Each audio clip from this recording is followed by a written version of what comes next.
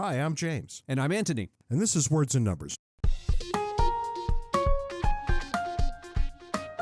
Brought to you by the good people at CACI, the Center for American Culture and Ideas. And for those of you reading an AI-generated script, that's C-A-C-I, not C-H-A-K-H-A-H-H-H-I.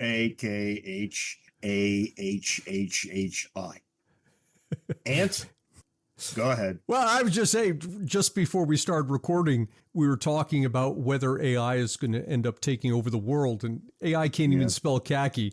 When you give it the words that go with the abbreviations, it still can't get the acronym right. I know. I'm long on record as saying I am frustrated with the AI assistant that I have on my phone that can't seem to play whatever album I want it to play on Spotify as I drive around in my car. But I don't know. Our AI overlords are going to get their together sooner or later. And when they do, we should all be frightened. But we'll take care of that on an upcoming episode for you.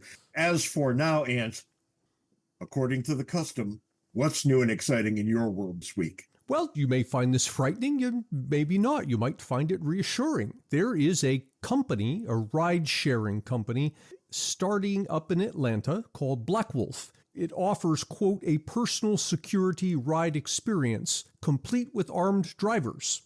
I don't know why one would need an armed driver, but if you want an armed driver, you can get one. The cost is $60 for the armed driver plus an additional $1.75 per mile. And they do have unarmed drivers, $50 plus $1.75 per mile.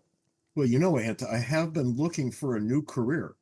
This is what fascinates me, because there'll be all sorts of people saying, oh, this is horrible, the drivers are armed, and I would never ride with an armed Uber driver. And to that I say, look, you probably have ridden with an armed Uber driver, you just don't know it. I could just about guarantee that everybody who takes Ubers or Lyfts has ridden with an armed driver. And the fact is, here's a great opportunity for the market to speak. Let's see how Black Wolf does compared to Uber in the Atlanta area. Let's see if people actually are willing to pay money for this. I've been to Atlanta a number of times, and my daughter lived there for a while, but I don't have a sense of how violent or, can we say, problematic Atlanta is in this way. But it's hard for me to imagine wanting an armed driver. Same here. You know, I could see maybe certain parts of America back in the mid-1990s, maybe. But now, no. Generally speaking, boy, in the last 10 years, I think I've wished that I had been armed maybe 3 or 4 times. Yeah. Now, I'm sure that's largely a function of being an older man who doesn't go off looking for trouble anymore, right? I mean, look, the places you and I go are generally going to be pretty peaceful places. Yeah, right. And yet, every great while, I look up and think, all right, how did I get here? And what the hell's going to happen next? And as I look back on it, you know, it was primarily during the period when we were all running out of food during the COVID shortages, right? People were getting kind of testy here over certain things, largely toilet paper and ground beef, as I recall. But honestly, it doesn't really occur to me that I need to be armed almost ever. Right. I'm the same. Carrying is actually more costly to me than not. Probably. And statistically speaking, you're in more danger if you're carrying a gun. Yeah, I don't know how the causality works there. I don't think anybody knows how the causality works there, but the correlation sure does work there. Now, I think it's great to have one in the house because, you know, you get broken into in the middle of the night. You don't have many options open to you. One? That's amateur talk right there. I think you need to have one for every pair of hands in the house.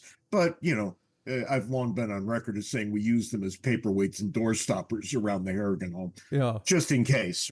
I went out of my way and got a dog so I wouldn't have to worry about this sort of thing. And I've got the wimpiest, most cowardly dog there ever was. So that didn't help any. A friend of mine who was appalled when he found out that I owned a gun, you know, asked me, how could you possibly have a gun in your house and blah, blah, blah, all this stuff. I said, look, it's locked away in a safe and all this stuff. It's not going to hurt anybody. I said, but I think of it much like I think of my chainsaw, which I use, good Lord, maybe once every 5 to 10 years.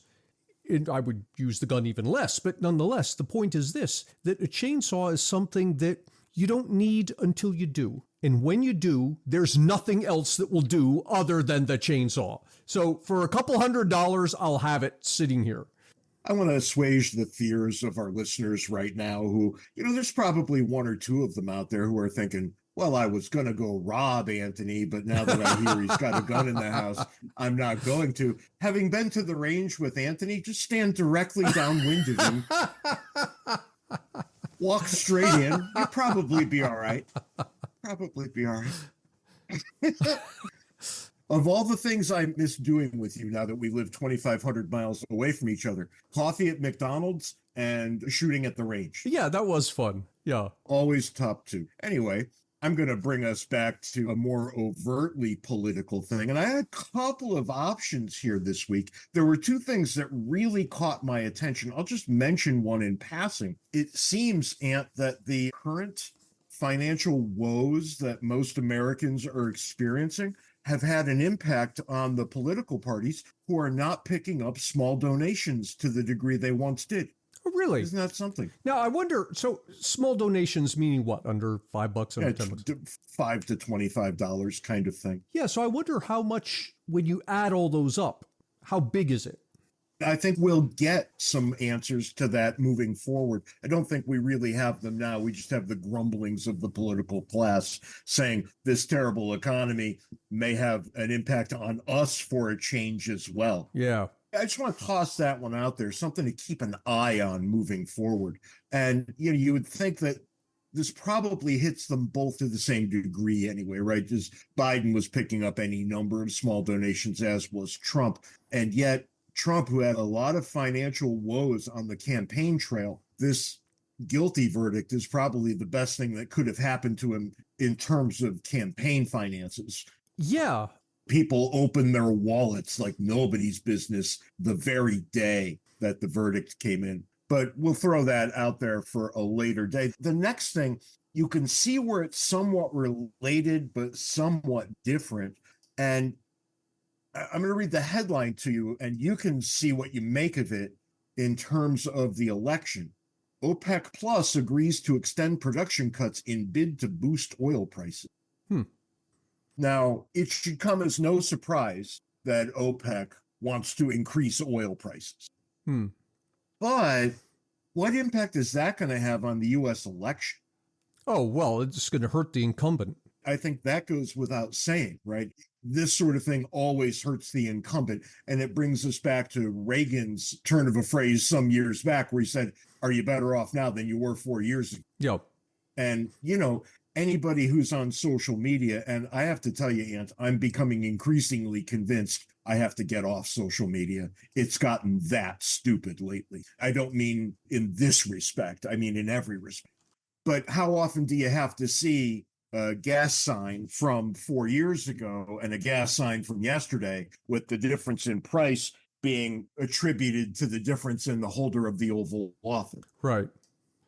And when we see this sort of story hit, the subtext is always very clear. I mean, the operative question is, do the OPEC people, do they want Donald Trump to become president? Yeah. How are they benefiting here? Because they are benefiting. Mm-hmm. They wouldn't do it unless they saw a benefit to themselves. But for the love of God, I don't see the benefit for them in that respect.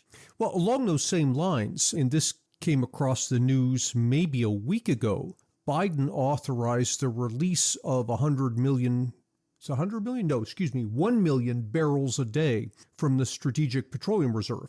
Amazing how that always happens right around election time. Right. Yeah. Well, I was just looking up to see the last time. It looks like the last time he did this was 2022. He authorized it release over 6 months that extended into 2023. But this is a new release.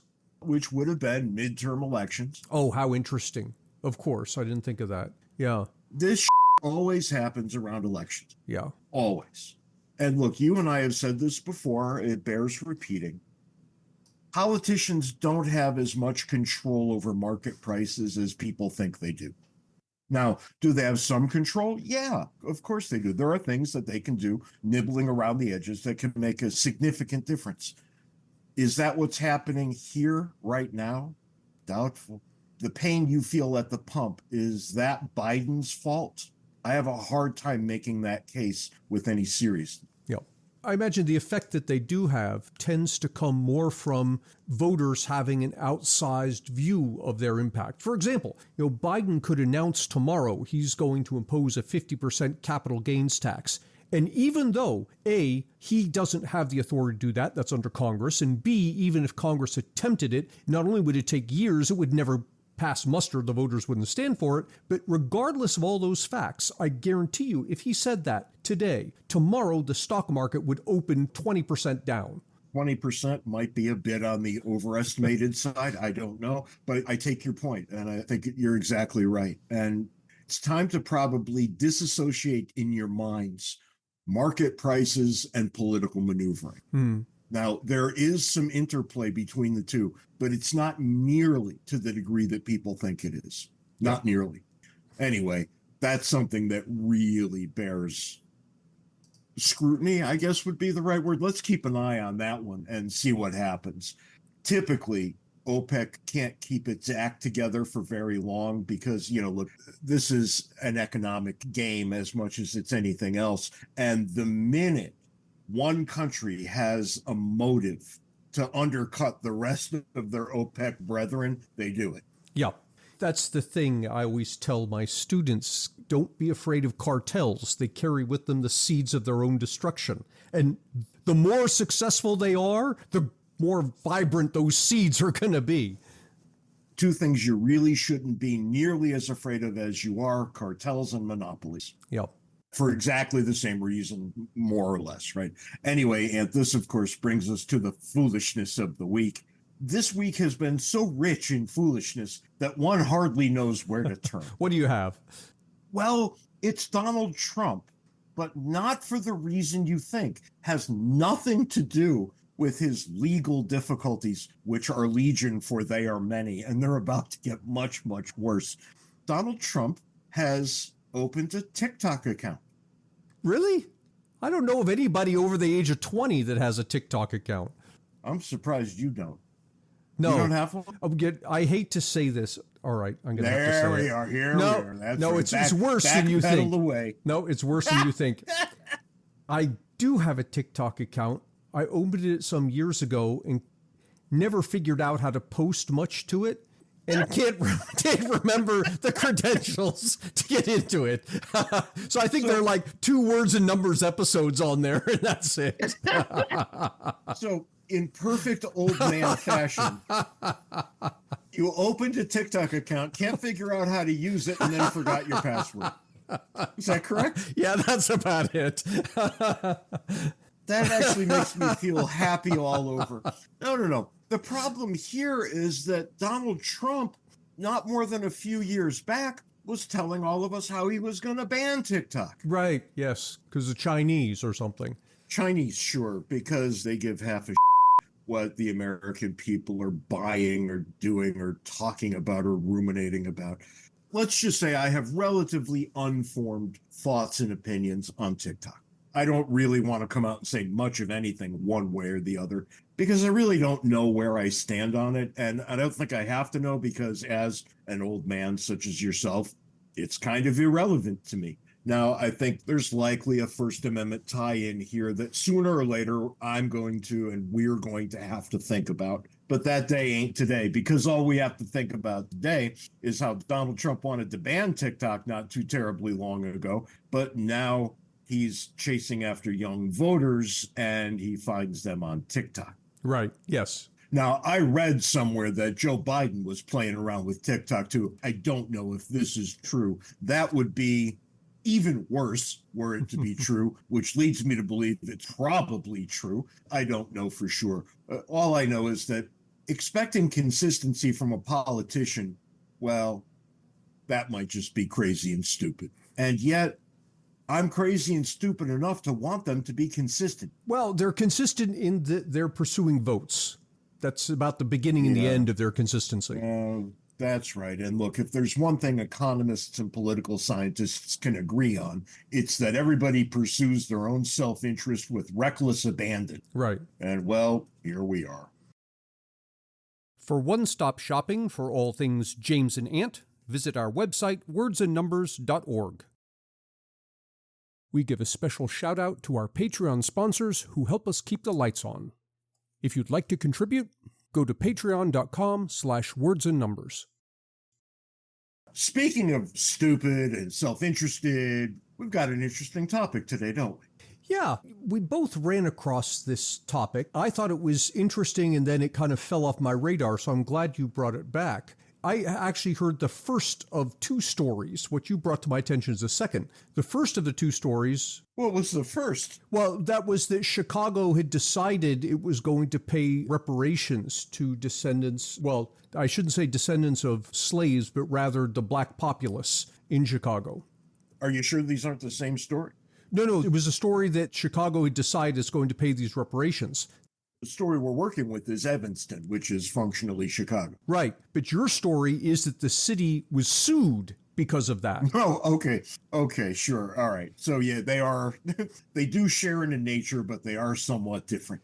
Well, this is an interesting thing, right? This has been going on for quite some time. People have been trying to figure out what, if anything, we should do about the stain of slavery. I'm going to come out and make the crackpot assertion that it's over and done with and we should probably not do anything. But let's back up a couple of steps, right? I used to point out to my undergraduates that there was only one race brought to the United States in chains. And I think that bears remembering, right? There's only one, and it causes some problems.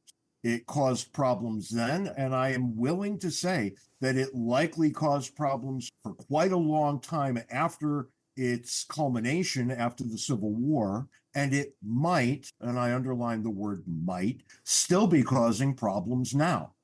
Now, the question is, what do you do about it, if anything? Because there are all kinds of issues that the best course of action is not doing a thing. And you and I often advise politicians that should be their starting position with almost everything. Right. Don't just do something, stand there. Not a bad way for a politician to start every consideration, because doing something is often, I don't want to say more often or always or anything, but doing something is often more destructive than doing nothing. Yep. And you have to leave that possibility open, right? A reasonable person takes the Hippocratic Oath with things like this. First, do no harm. Then let's figure out what to do. Okay. So we've got only one race brought to this country, indeed brought to this country before it was a country, as Hannah Nicole Jones, more on her in a minute, likes to point out with her 1619 project. Actually, more on her right now, because maybe this is the best way to start.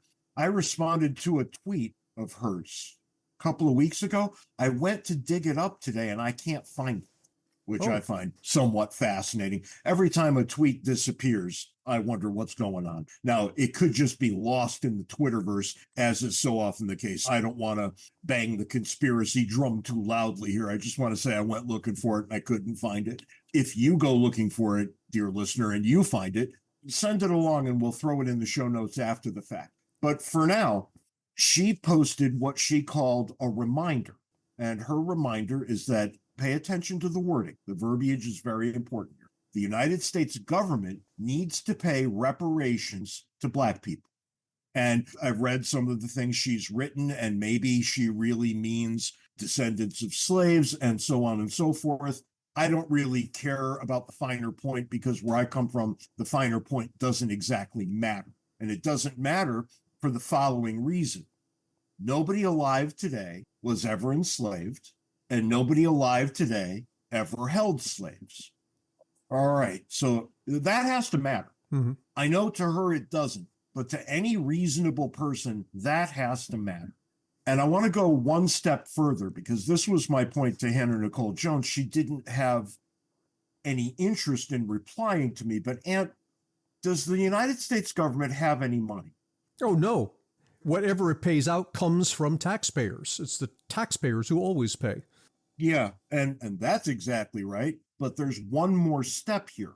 So in order for the United States government to pay people, it has to take money from other people. Now, the federal government specializes in this. It's really good at this. So you can see why she might be beating this drum. But what do we call it when people are forced to work and not receive the benefit of that work? Yeah, well, that's slavery, right? That's right, Antony. Good for you. So it seems to me to be the case that Hannah Nicole Jones is demanding that we enslave one group of people today to make up for the enslavement of another group of people some 2 centuries ago. Now, you can make the case that it's not the same, and indeed it's not. Right? Unless you're going to drag people from their homes and put them on plantations and own them physically, it's not the same. But the very definition of slavery is doing work for which you will receive no compensation. I'm sorry, but you don't solve the problems of slavery by reintroducing slavery. And for anyone who might argue that you're really stretching the definition there, I suggest the thought experiment. Okay, so the government comes along to tax you to pay these reparations. What happens if you refuse to pay? Well, the same thing that happens to slaves the world over. They'll come, they'll take you, they'll lock you up. And now it starts to look a lot more like slavery. I don't know that there's a conceptual way out of this. I think we're mired in this. You've got a counterpoint, I take it. Not a counterpoint, but an interesting observation that never occurred to me until you raised this thing about Hannah Nicole Jones arguing that the government should pay. Now, hang on. Her argument is... You've got a good point. I know where you're going with this already. Yeah. You've got a good point. Her argument is that the compensation belongs to the descendants of the slaves. So shouldn't she be filing civil action against the descendants of the slave holders? Well, I'm going to go one better than that. Shouldn't she be petitioning the government of England? She says 1619 is the year. There was no United States in 1619. Right. Right. Yeah, and you see the problems you come up with here. And look, we've only been thinking about it for a couple of minutes. And these are the conceptual problems that start to emerge. I don't know that there's a way you can make this work. And I think she and everybody else who is on this bandwagon, I think they all know that. It doesn't take a genius to know that this is probably unworkable. And if it's unworkable and they know it, that means that they don't see success at the end of this particular road. They're not going to get checks for people. And they know they're not. So what's their goal? And, we say this a lot. Always look to people's motivations and assume rationality and intelligence. Right. Yep. Because whatever Hannah Nicole Jones is, she is not irrational and she is not stupid. She knows what she's doing and she knows why. All right. I think if we can extend that analysis to her, we would have to extend it to everybody else who's thinking about this in the same way. So why is it that people are fighting a fight that they know they will not win? It keeps them in business. It does keep them in business, doesn't it? I think that's where you have to start. And if that's where you start, okay, these people are rational and intelligent, but they might be very bad people. They really might be very bad people. I remember years ago when Jesse Jackson and Al Sharpton were on TV every night of the week and really causing quite a lot of friction. I started talking about the civil rights industry. Right.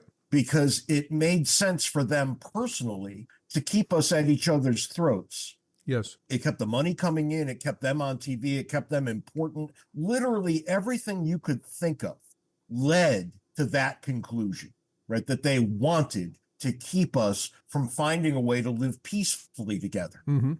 And yet, what do I see every time I see blacks and whites living together? They do it in relative peace. Yeah. It's actually impressive. Yeah. When you really think about where we came from, and how bad it was, to see where we've gotten is actually heartwarming. Mm-hmm. Who never says that? Well, Alan Jesse and Hannah Nicole Jones, because it runs counter to their self-interest. Yep. And that's kind of a really bad place to be, isn't it? And I think this argument you make is interesting because it kind of supersedes, as you were talking, I'm writing down all sorts of points of argument. It supersedes everything I've written down. Because everything I've written down all goes to the minutia. And that's a side issue. It's a means to an end. The end is enriching the people who are pushing this agenda. Yeah, never the people they claim to want to help. Let's actually, as a thought experiment, and you're the perfect guy to do this, I think, what with your love of numbers and all, let's assume that the forces in favor of reparations win the day. What does that look like where the rubber meets the road? I can speak to this because what you're talking about is something that the courts deal with on a daily basis, that someone has been wronged in some way, even to the extent of, losing their life or what have you, and reparations are required. And there's a set... Let's stop right there, because I know for a fact you've actually done this professionally. Oh, yeah. Yeah, I have. There's a set procedure for doing this. I don't think most of our listeners are aware of this. So tell them what you've done and what it looks like. Yeah, I've testified in many cases, everything from wrongful termination to injury to wrongful death. But in every case, there's somebody has done something that has imposed a harm on somebody else. And my job is to come up with a number.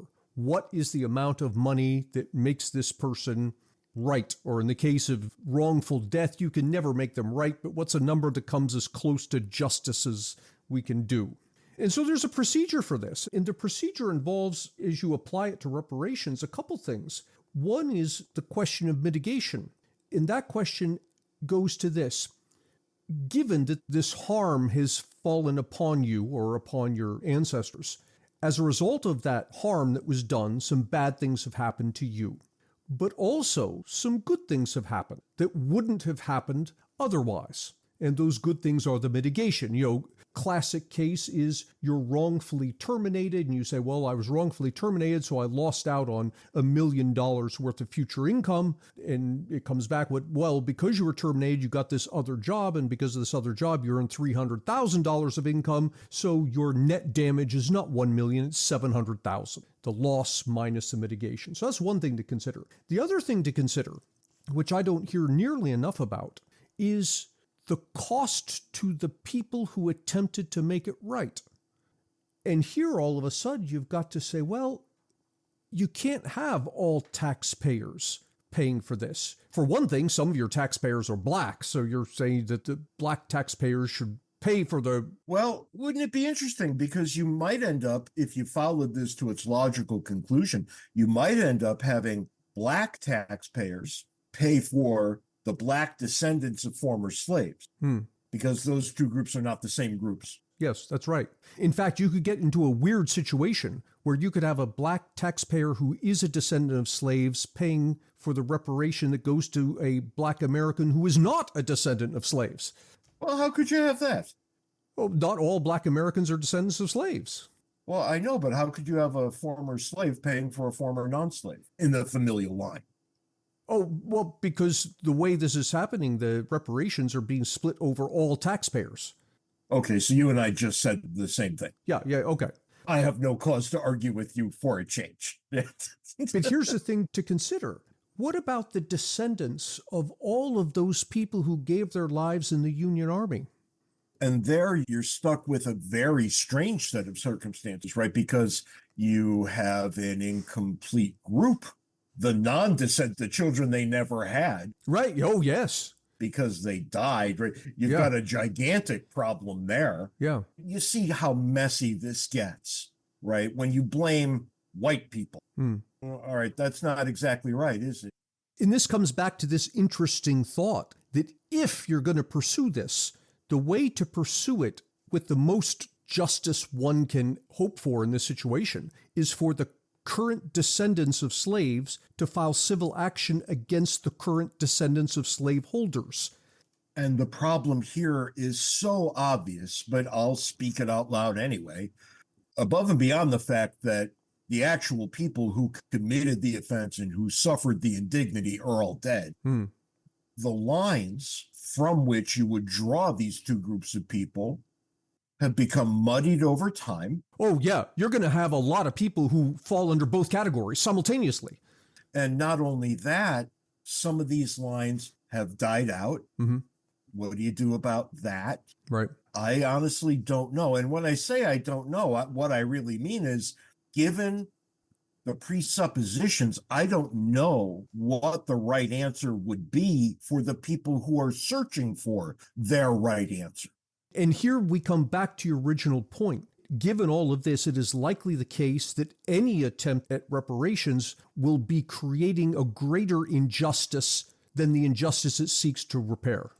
All right, let's shelve that for a moment and assume that none of that is true.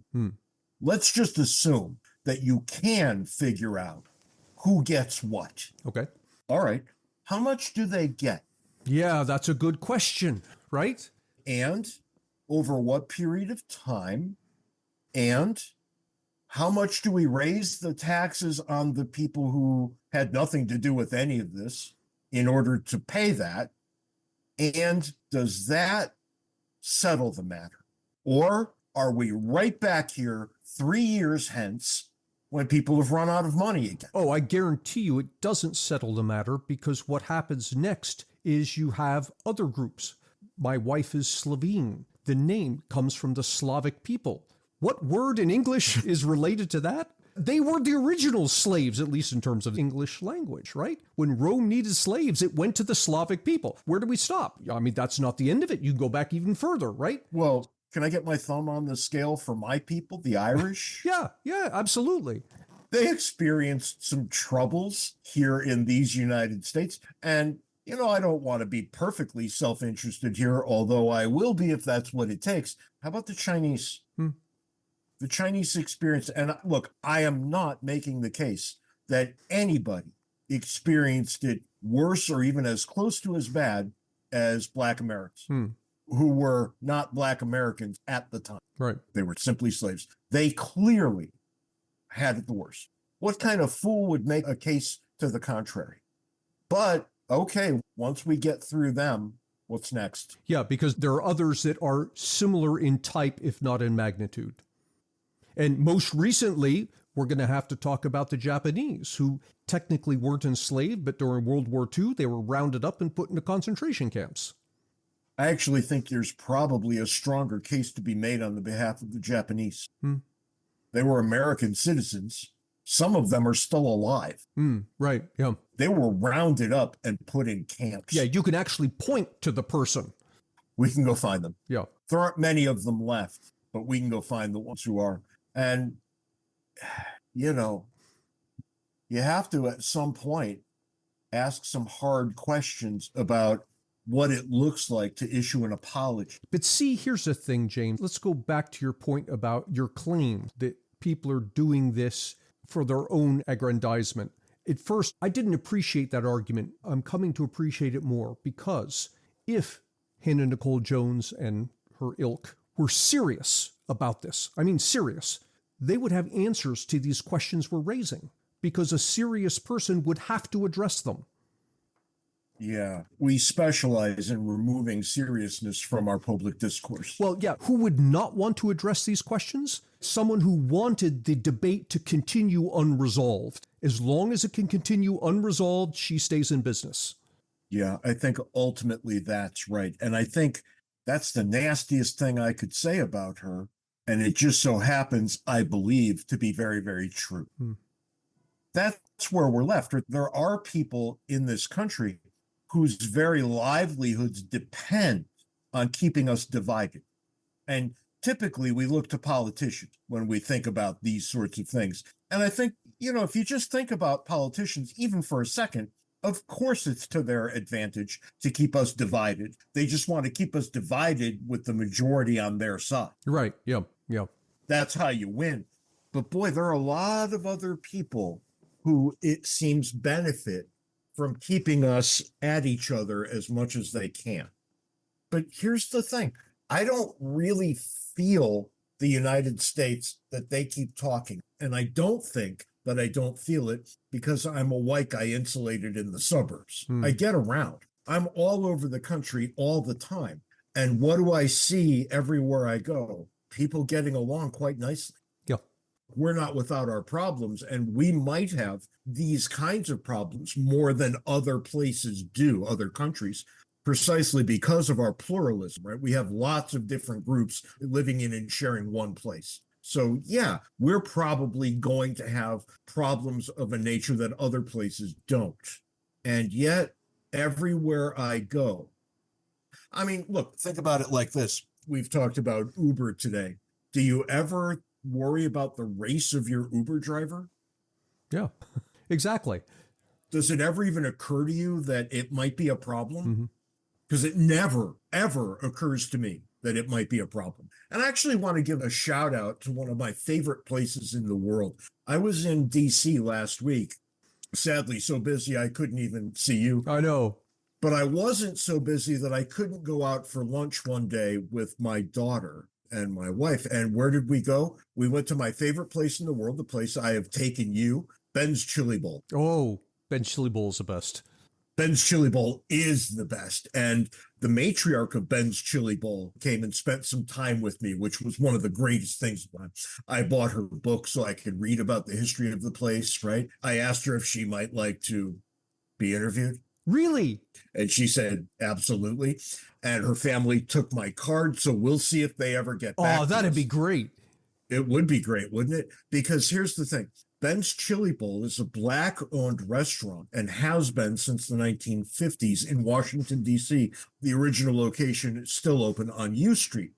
And it has gone from a Black neighborhood to a gentrified neighborhood. It has gone from a place where only Black people had their food to a place where everybody is welcome. Mm-hmm.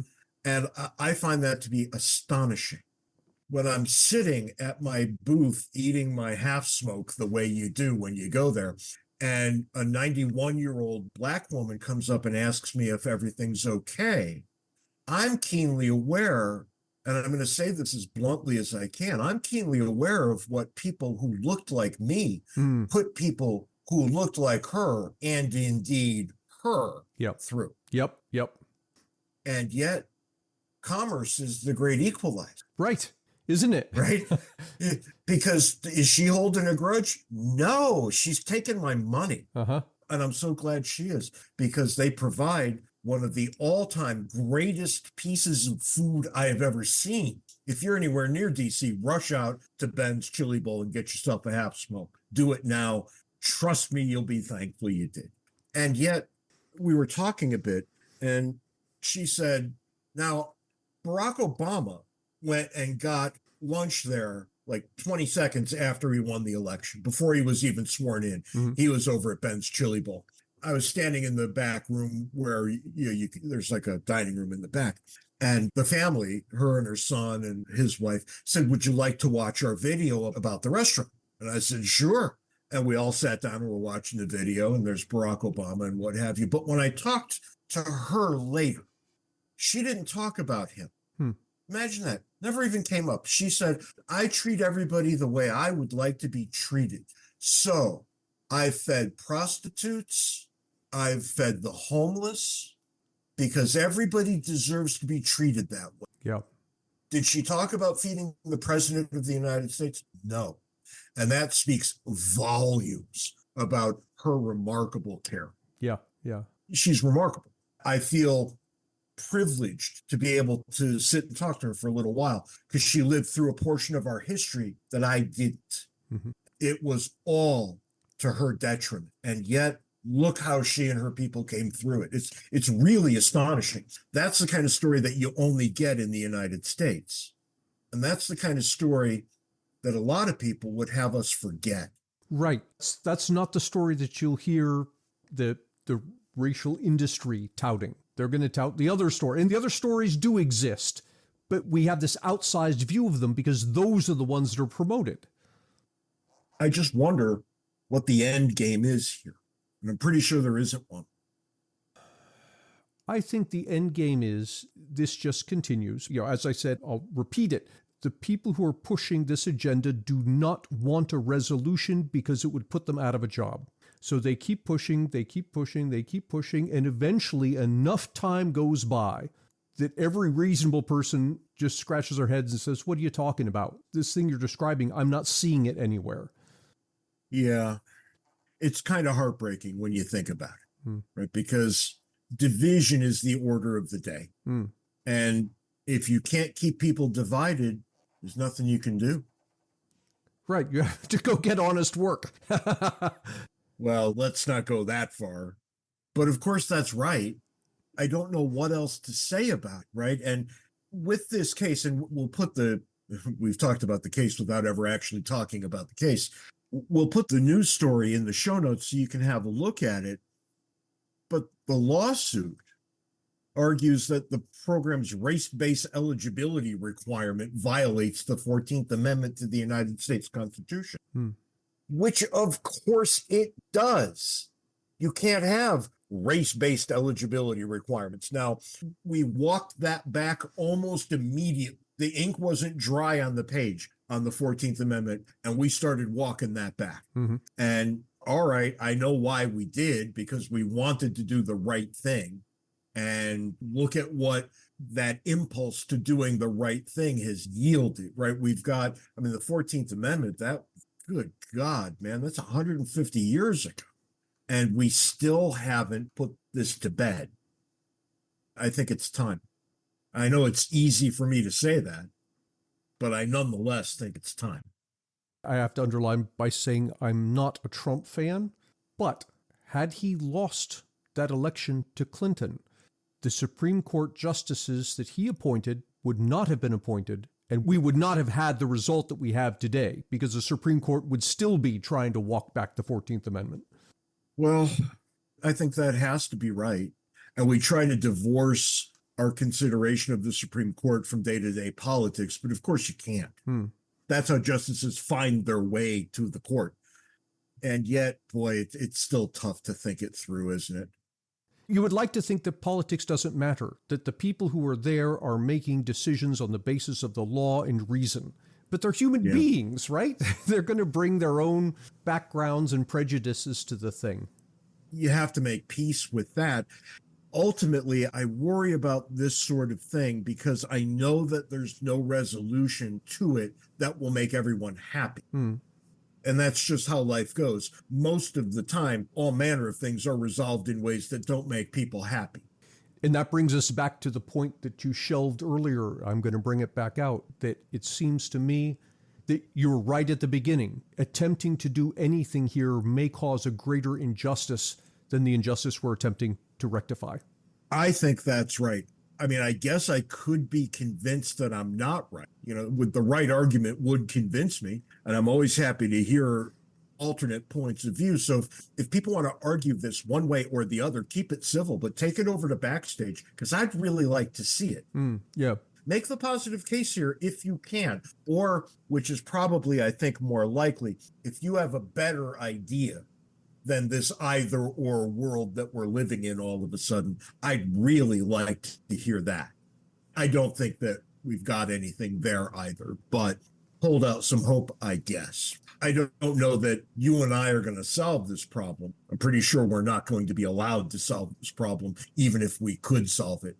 Nonetheless, I hope this at least causes people to think about it a little more comprehensively. And that's all the time we've got this week on Words and Numbers. Until next time, send us email, wordsandnumberspodcast@gmail.com. Try to be nice to one person who doesn't deserve it. Till next week, can't take it easy. See you next week, James.